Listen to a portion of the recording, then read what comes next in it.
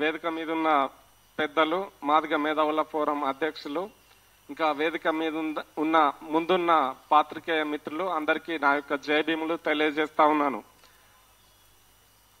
ఈ రోజు 4 తారీఖు నాడు గౌరవ ముఖ్యమంత్రి గారు వర్గీకరణ చేసిన దాన్ని నేను స్వాగతిస్తున్నాను.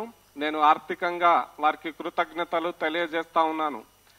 1:9:5 ఈ వర్గీకరణ నాకు సమంజసంగా ఉంది. మేము సంతృప్తిగా ఉన్నామని ఈ సందర్భంగా తెలియజేస్తా ఉన్నాం. ఇంకా తర్వాత 4 అంచెల రిజర్వేషన్ ను వాళ్ళు అమలు చేయాలని నేను కోరుకుంటా ఉన్నాను. విద్యలో, ఉద్యోగాలలో, ఉపాధిలో, రాజకీయంలో. మొన్న రాజకీయ ఎలక్షన్ల రిజర్వేషన్ చూసినట్లయితే మాదిగల తరఫున ఒక్క ఎంపీ కూడా పార్లమెంట్ లో లేరు. అసెంబ్లీలో కూడా తక్కువ సంఖ్యలో మాదిగలు వెళ్లడం జరిగింది.